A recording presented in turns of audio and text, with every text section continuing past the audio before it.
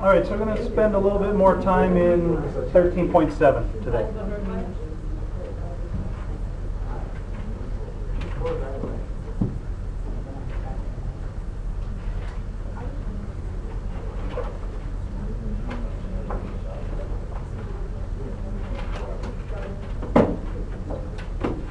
So more tangent planes and gradient.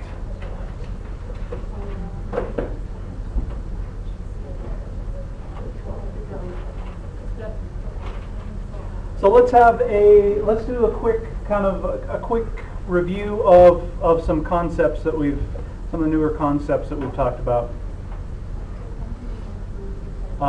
in the middle of chapter 13. So we have the gradient.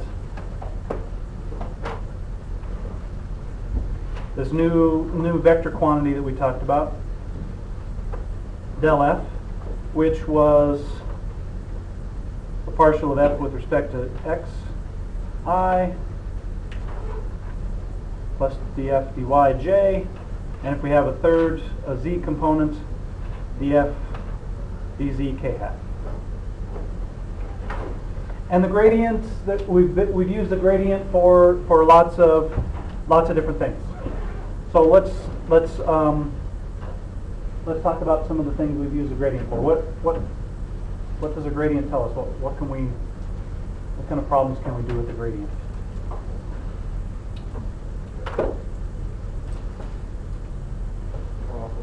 Problems? What's that? Okay, so and I'm talking kind of big picture. So big picture, we use a gradient to find what on a surface? What's the first thing we talked about? Steepest. So the gradient tells us something about the directional derivative, right? Yeah. The gradient, we use a gradient for the directional derivative. So application of the gradient, we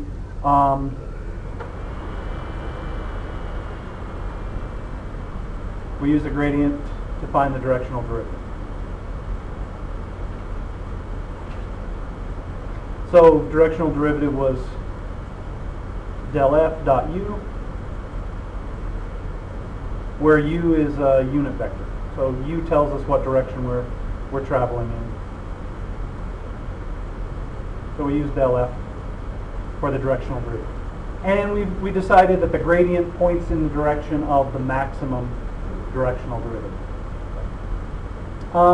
So that was our first application of the gradient was the directional derivative and the direction of the maximum directional derivative. Maximum directional derivative kind of led us into another couple of applications. If we have a surface, z equals f of x, y, what does the gradient tell us? How does the gradient apply to this surface? What did we figure out about the surface on the gradient?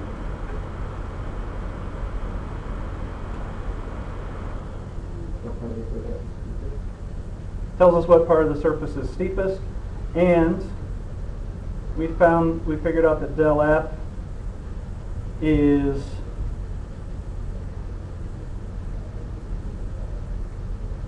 normal to level curves.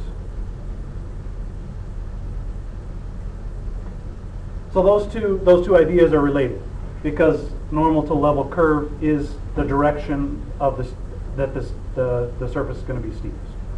So normal to level curves, so those two ideas are related, but we used del f as a normal vector to our level curves. If we had some function of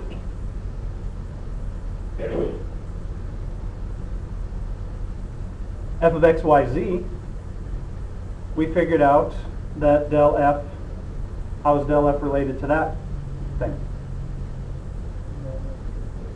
Normal to normal to level surfaces.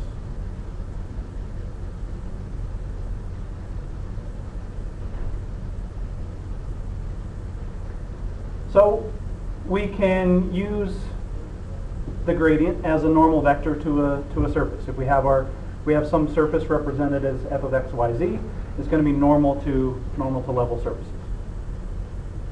And so that gave us a way to use the gradient as a normal vector for a tangent plane. So if we have at a point some p0, x0, y0, z0, the equation of a tangent plane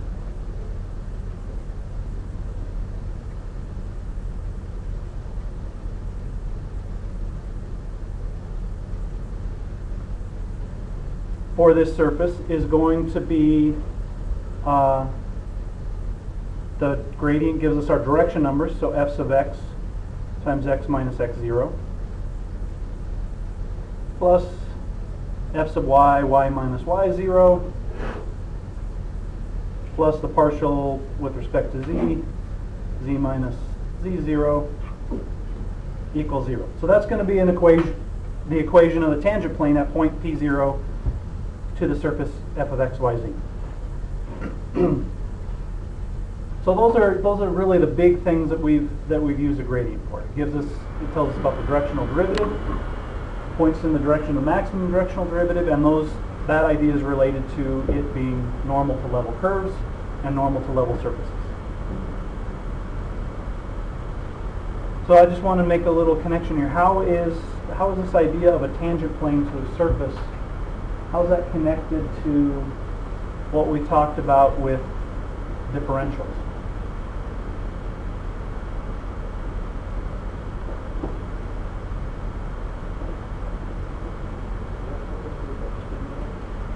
It has something to do with the chain rule, because they're kind of the differential was related to a chain rule. What thinking back about differentials, what did we say differential was? What did it tell us about the change? So we used the differential to approximate the change dz, which is essentially the height of the surface. But how is that related? How is the differential, that approximation, related to tangent planes? Well, kind of like how we can use tangent lines to approximate a value, new value of that tangent point. Right. We can use tangent planes to approximate the function within certain phases. Okay, that's exactly right. So the tangent plane, the differential, what Mehmet said was, in single variable calculus, we use the tangent line to approximate the change in the function. Well, with the differential, we're using the change in the height of the tangent plane from a specific point to a nearby point to approximate how the surface changes. So the tangent plane is related to differentials in that the differential is telling us how the tangent plane, the height of the tangent plane changes versus how the function itself changes. So it's an approximation. We're using a tangent plane to approximate how the function changes. So tangent planes are related to differentials. That's how they're related. I just kind of wanted to make that connection. All right. I wanted to do a few problems that involve the gradient and have to do with the idea of being normal to surfaces and normal to tangents. So let's look at a couple of problems. All right. So we have two surfaces. X squared plus y squared equals z. And z equals 4 minus y. We want to write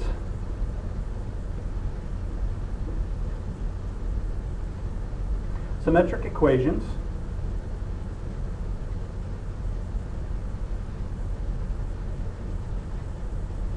for the tangent line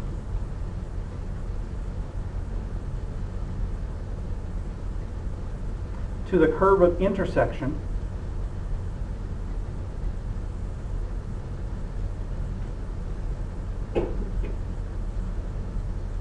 at a point at 2, negative 1, 5.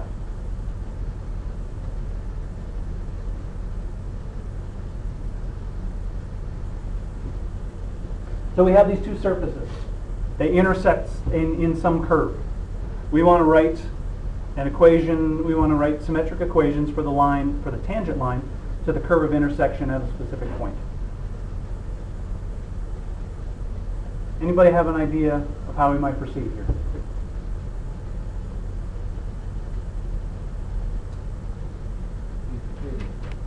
Use a gradient. Okay, that's a good idea.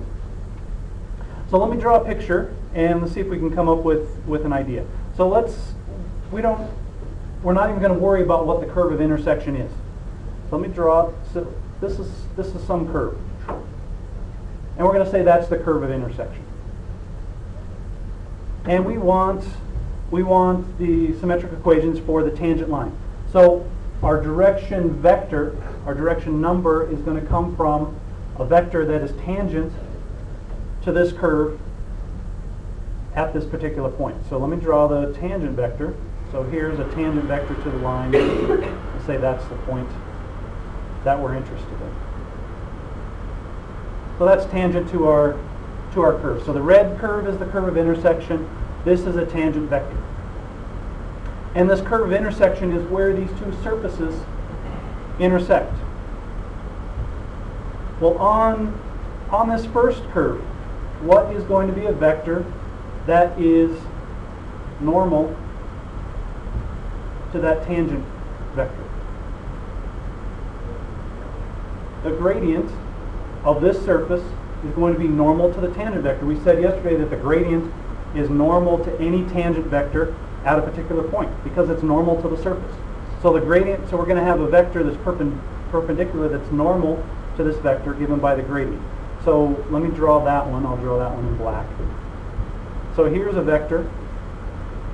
Oops.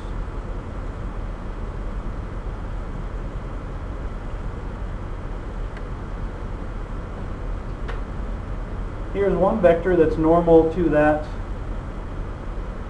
and let's call this, so we can rewrite this function. We need some notation for this function. To use a gradient as a normal vector, we need f of x, y, z, and we need it equal to a constant. So if I subtract z from both sides, we talked about this one yesterday, we're going to say that f, capital F, of x, y, z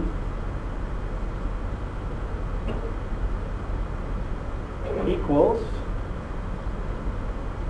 x squared minus y squared minus z. And when we subtract z from both sides here, this equals 0. So we have our f of x, y, z equals a constant. So should be plus, sorry. So we're going to say f of x, y, z is x squared plus y squared minus z, and that equals 0. And we'll say, I'll call this capital G of x, y, z. We'll do the same thing to the other function. Z is 4 minus y minus z, and that also equals 0. So we have our functions in the form that we want. So we're going to say this first curve is del capital F, for this first vector, and this is normal here. This is the curve of intersection. So what's another vector that's going to be normal to this tangent vector? Del G. We're on the curve of intersection, so the gradient of G at that point is going to be normal to our tangent vector also. So let me draw that one in. So let's say this is del G going this direction. I don't know exactly what this is going to look like. So there's del G. That's supposed to be normal, though? Yeah, these are, so this is a 90-degree angle here, and this is a 90-degree angle here. This is the blue line? To the blue vector, yes.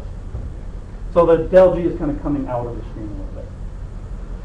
All right, so we have two vectors that are each normal to that tangent line, to that tangent vector. What quantity do we know about for two vectors that's going to give us a vector, an expression for a vector that is normal to both? Cross product. The cross product. So we take the cross product of the gradients and we get a vector that is going to be tangent to that line of intersection. So the cross product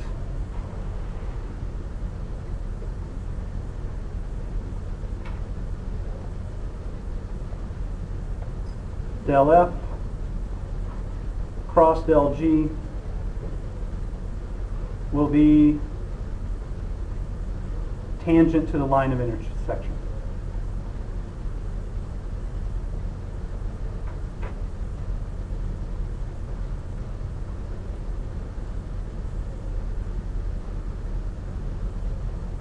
Isn't that a nice thing? We have two gradients and a cross product, and we get this tangent vector. So let's find our gradient. So del F, del of capital F,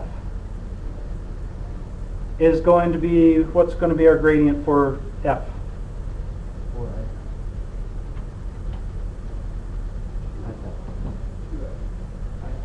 Oh, at the point, so you're a step ahead. So 2xi plus 2ij minus k. And del G is going to be, this one's nice and easy, minus j minus z. Zk. They're related, right? So our cross product is going to be in the direction of the tangent line, and we're going to take the cross product at the point that we're interested in, because that's where we want our tangent line. So we're going to cross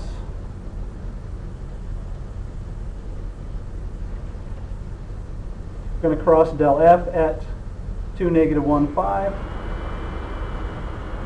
with del G at the same point. So we're going to do this determinant, and our vectors at this point are 4, -2, -1, and 0, -1, -1. And when we do our cross product, we end up with I get I hat plus 4 j hat minus 4 k hat. Did I do my cross product correctly? Yeah. So this is going to be our vector that's in the direction of the tangent line. So this is going to give us our direction number.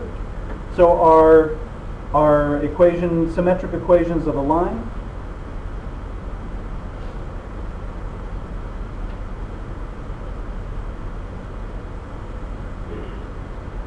we're going to have x minus 2 over 1 equals y plus 1 over 4 equals, and I'm going to write this last one as minus z minus 5 over 4.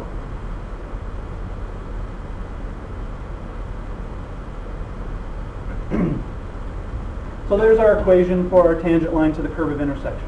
So we have this problem that could potentially be really complicated. We have these surfaces and they're intersecting in some kind of curve, and we want the equation of a tangent line. Take the cross product of the gradients. That gives us our direction vector, and we're 3/4 or more of the way there. So I think that's a really cool idea. Really nice, compact way of doing this kind of problem. Questions on that one? Everybody good? Got plenty of coffee? Staying awake?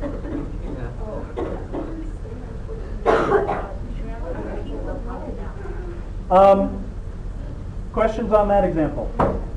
So this is another kind of problem that I really, there's something about this kind of problem that's just really appealing to me. All right, another application of tangent planes and normal vectors is the angle of inclination.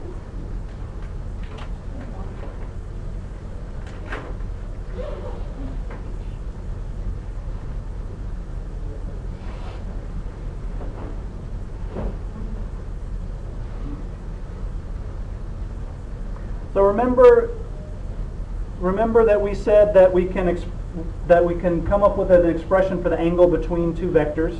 if we have A and B, for two vectors A and B, if we wanted to figure out the angle between them, we could use the relationship cosine theta equals the dot product divided by the magnitudes multiplied. So this gives us a way of finding the angle between these two vectors. We're going to do something similar with planes, finding the angle between planes. So we're going to define the angle of inclination of a plane. And as mathematicians, we love to make definitions. So we're going to define the angle of inclination. And it's going to be an angle theta between 0 and 2 pi. I'm sorry, pi over 2.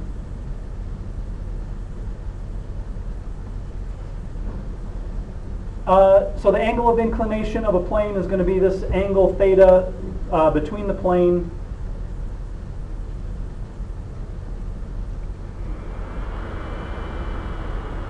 and the xy plane.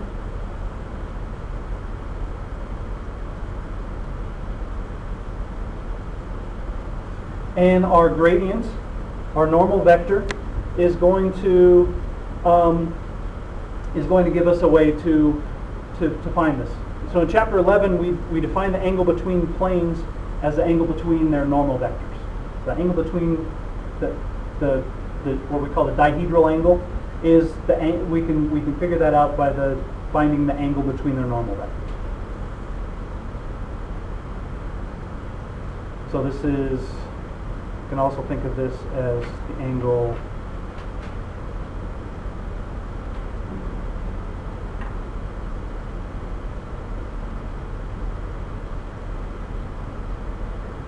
So what's the normal vector to the xy plane?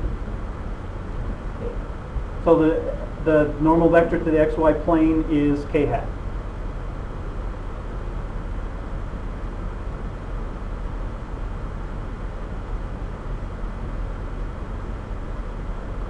So our angle of inclination is going to be, we can find the cosine of our angle. So the cosine of theta, that our angle of inclination, is going to be our normal vector dot k hat over the length of our normal vector times the magnitude of k hat. And we're taking the absolute value of the dot product because we want an angle between 0 and 2 pi. I'm sorry, 0 and pi over 2. And k hat equals 1. The magnitude of k hat equals 1. So our angle of inclination, the cosine of our angle of inclination, is just our normal vector to our plane, dot k hat, over the length of our normal vector.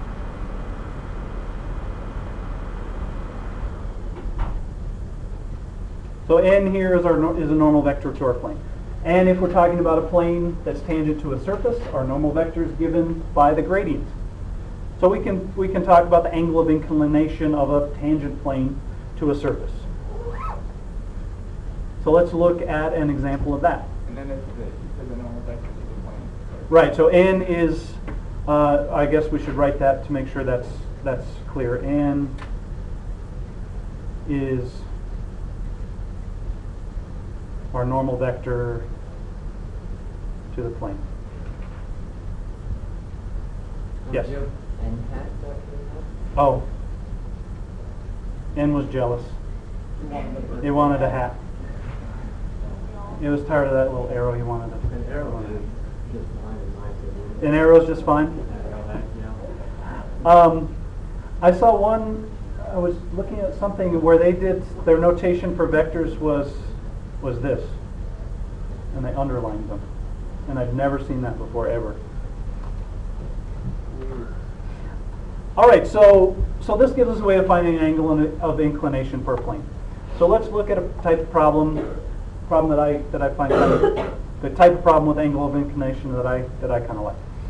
All right, so we're going to say, we have this lovely surface.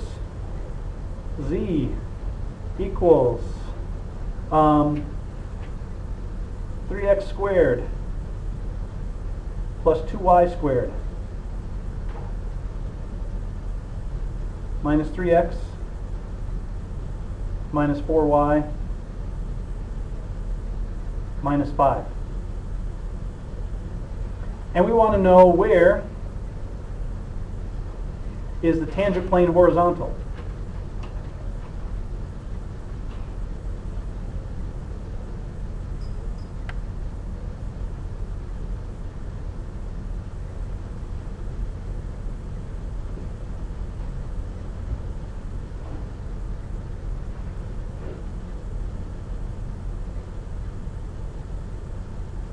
So for a tangent plane to be horizontal, what do we know about it? The normal vector. What's going to be true about the normal vector to this tangent plane? What's that? Perpendicular.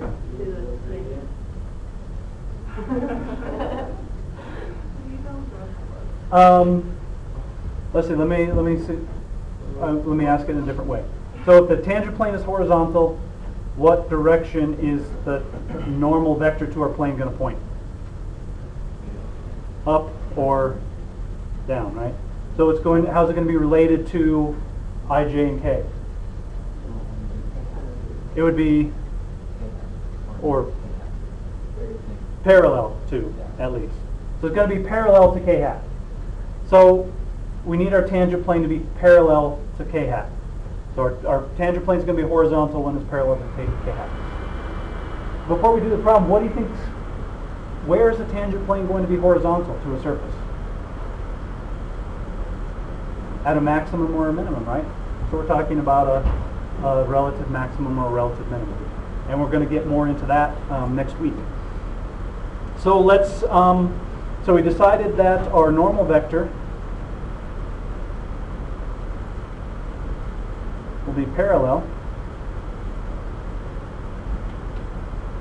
to K hat when it's horizontal. So we need to find our normal vector. So let's write we need our function, we need f of x, y, z. So we're going to say, I'll use small f here. F of x, y, z. I'm just going to subtract z from both sides. 3x squared plus 2y squared minus 3x minus 4y minus 5.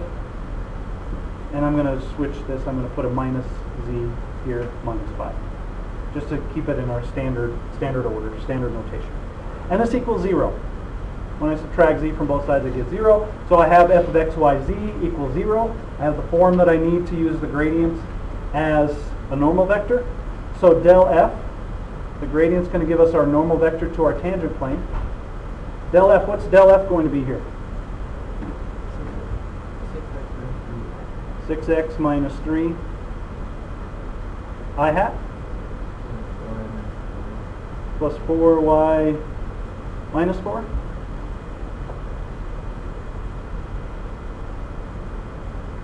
J hat minus K hat. So when will this vector be parallel to K hat? Del f is going to be parallel to K hat when? What is true? 6x minus 3 equals 0. Right, 6x minus 3 equals 0, and 4y minus 4 equals 0.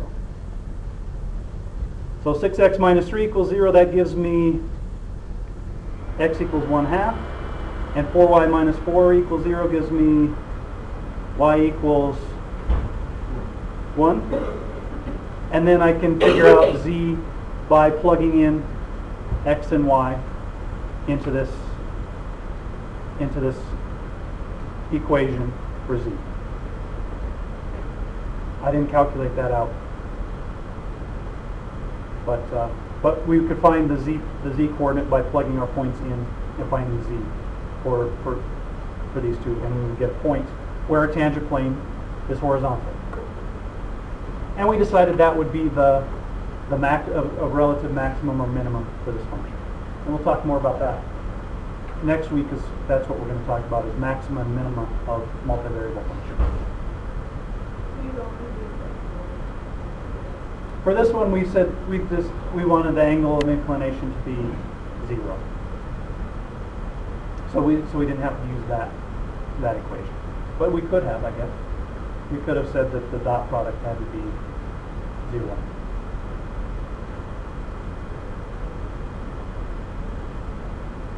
Or would the dot product, no, the dot product wouldn't be 0, right? No, the dot product would have to be 1. Right. I was thinking of normal. But we could have used that one and come up with the same answer.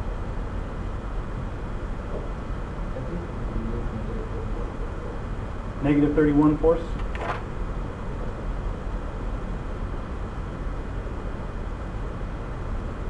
That seems...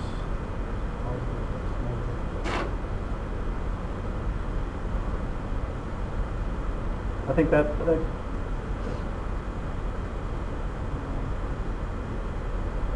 yeah, I think that would work. All right, questions on that example? Horizontal tangent planes. All right, one last example. Another one of my example of one of my favorite problems from this chapter, but in 3 dimensions rather than 2 dimensions. So for this example, we have a temperature field. So we have a temperature field in space, T of x, y, z. That gives us the temperature at any particular point. So we have a heat-seeking particle.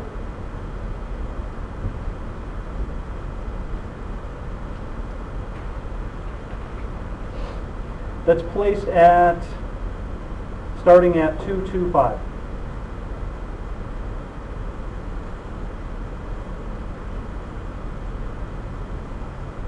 We want to find its path, and we want to find a vector valued function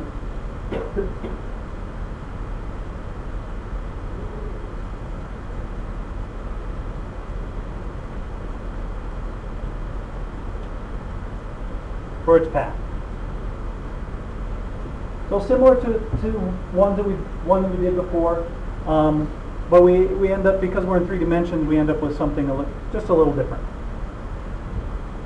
And I forgot to write down what our temperature field is. T of x, y, z equals 100 minus 3x minus y minus z squared. So at any point in space, this function is going to give us our temperature at that point. And our particle is going to move towards the maximum temperature increase. So what's our process here? What do we decide? How do we decide we proceed with this kind of problem? Start with the gradient, because the gradient points in the direction of the maximum temperature increase. So del T points in the direction of maximum temperature increase. Del T is minus 3i minus j minus 2zk.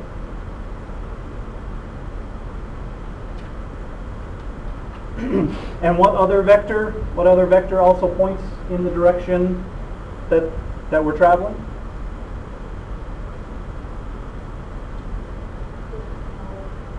R prime. So if R is our position vector, R prime of t is also in the direction of motion.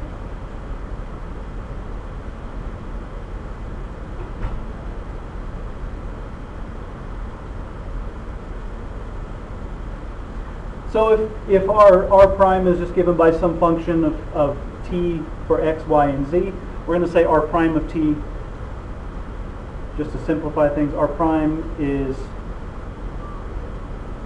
dx dt I plus dy dt j plus dz dt k. So that's r prime. And they're in the same direction, so they're going to be scalar multiples of each other. So I'm going to write, and I'm going to write the equation. I'm going to write the scalar multiples just because I know it works out easier that way. I'm going to say sum c times del t equals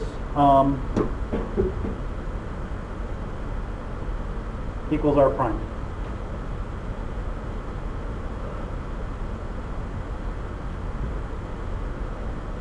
So then we equate components. So we equate components.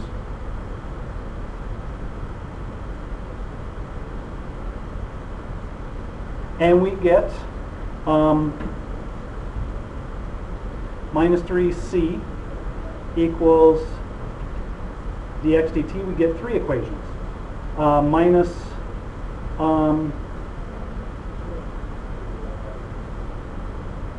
c equals dy dt, and minus 2cz equals dz dt. So we have these three differential equations that we have to solve, and that will give us our an expression for our x component, an expression for our y component, an expression for our z component. So I integrate. I'm just going to multiply both sides of these by t, and then I integrate. So this first equation gives me x equals, and I'm going to keep all the c's on one side, x equals minus 3c t plus some other constant of integration. Y equals minus c t plus another constant of integration, and we get natural log of z equals minus 2c t plus a third constant of integration.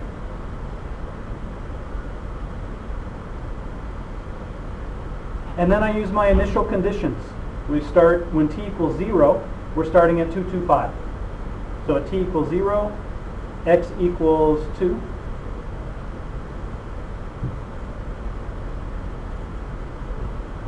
So that gives me, I substitute that in here, and I get c1 equals 2. Yeah, so here it says that we start at 225. So we say that's at t0 equals 0. So c1 equals 2, so we get x equals minus 3 ct plus 2. At t equals 0 here, y equals 2. Is it also 2? Yes. 2. So I plug that in here, and I get that c2 equals 2. So y equals minus ct plus 2. And here I need to rewrite this. I'm going to rewrite this in exponential form. So I get z equals some c4 e to the minus 2 ct. And when t equals 0 here, z equals 5. So c4 equals 5. And z equals 5 e to the minus 2 ct. So when I have a z here, so I have to multiply this side by dt and divide by z to get the z's on one side and the t's on the other. So I would rewrite this as minus 2c dt equals dz over z, and then integrate both sides. That make sense? Okay. So my position function, r of t, finally, is minus 3t plus 2I plus minus ct plus 2j plus 5 e to the minus 2ct k hat. And we don't, now because we had 3 components, we don't have enough information. We need another piece of information to determine this other constant. So this would be our vector value function for a position. Right, because in the last one we just had we had just 2 equations, and we could set dt equal to, the 2 expressions for dt equal to each other, and those constants went away. Here we have three expressions that involve c.